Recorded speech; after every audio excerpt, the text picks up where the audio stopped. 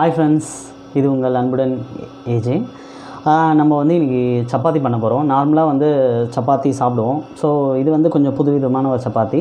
வாங்க அந்த சப்பாத்தி எப்படி பண்ணலான்னு பார்க்கலாம். இங்கே பார்த்தீங்கன்னா வந்து ஒரு கப்பு கோதுமை மாவு எடுத்து வச்சுருக்கேன், கொஞ்சம் கொத்தமல்லி, இஞ்சி பூண்டு விழுது, மிளகாத்தூள், ஒரு பச்சை மிளகா கட் பண்ணி வச்சுருக்கேன், 2 தக்காளி, கூடவே பார்த்திங்கன்னா சோம்பு, சீரகத்தூள். இப்போ பார்த்திங்கன்னா இந்த மசாலா மாதிரி ஒரு மிக்சர் அரைக்க போகிறோம். நம்ம வந்து எடுத்து வச்சுருக்க தக்காளி, அப்புறம் பச்சை மிளகா,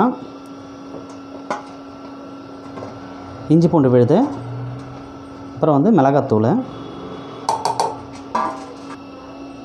கொஞ்சமாக சீரகத்தூள் சேர்த்துக்கிறேன், அப்புறம் சோம்பு. இதெல்லாம் நான் வந்து மசாலாவுக்காக அரைச்சி வச்சது, நம்ம அப்படியே சேர்த்துக்கலாம். அவ்வளோதாங்க. கூடவே இதுக்கு தேவையான கொஞ்சம் உப்பும் நம்ம சேர்த்துக்கலாம்.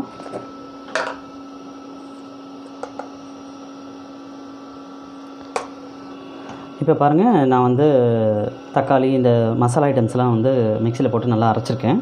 ஸோ நம்ம இதை போட்டுட்டு கோதுமை மாவு எடுத்துருக்கோம் இல்லையா, அந்த மாவை போட்டுட்டு அது கூட வந்து அந்த மிக்சரையும் நம்ம போட்டு பிசைஞ்சிக்கலாம்.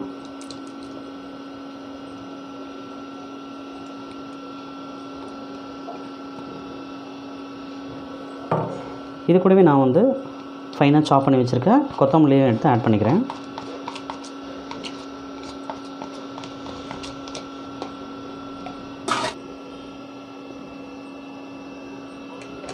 ஓகே, அவ்வளோதான். இப்போ நம்ம வந்து பிசைஞ்சிக்கலாம். சப்பாத்தி பதத்துக்கு நம்ம வந்து இந்த மாவை வந்து பிசைஞ்சு வச்சுருக்கோம் 10 நிமிஷத்துக்கு. ஸோ இப்போ நம்ம வந்து சப்பாத்திக்கு தேவையான மாவை மட்டும் எடுத்து திரட்டிக்கலாம்.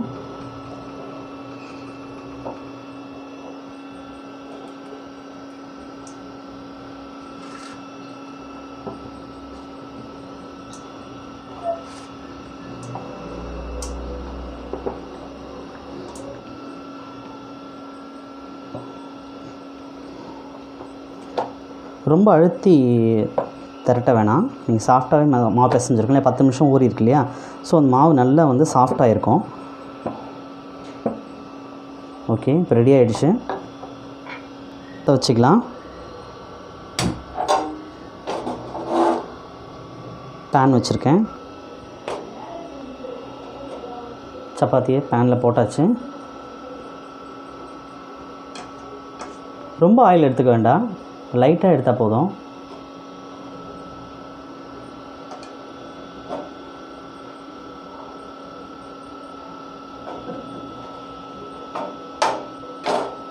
திருப்பிக்கலாம்.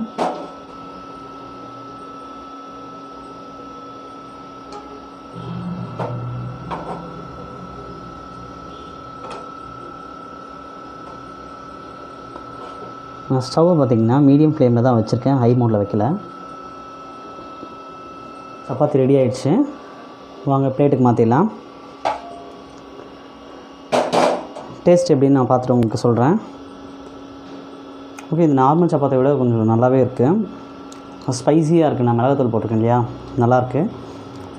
இது நான் வந்து ஒரு பவுலுக்கு ஒரு கப்பு கோதுமை மாவுக்கு வந்து தேவையான 2 தக்காளி அந்த மாதிரி எடுத்திருக்கேன். ஸோ உங்களுக்கு வீட்டில் எத்தனை பேர் இருக்காங்களோ அதுக்கேற்ற மாதிரி தக்காளி, வெங்காயம் இதெல்லாம் ஆட் பண்ணிங்க. தக்காளி, பச்சை மிளகா, காரத்துக்கு ஏற்ற மாதிரி போட்டுக்குங்க. ரொம்பவே சூப்பராக வந்திருக்கு. இது வீட்டில் நீங்களும் ட்ரை பண்ணி பாருங்கள். குழந்தைங்களுக்கும் ரொம்ப பிடிக்கும்.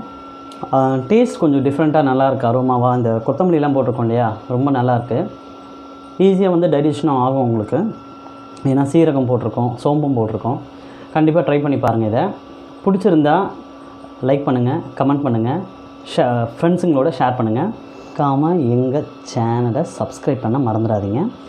கூடவே பெல் ஐக்கானை கிளிக் பண்ணுங்கள். ஓகே ஃப்ரெண்ட்ஸ், நாளைக்கு இன்னொரு ரெசிபியோடு உங்களை பார்க்கலாம். Thank you so much. Bye, take care.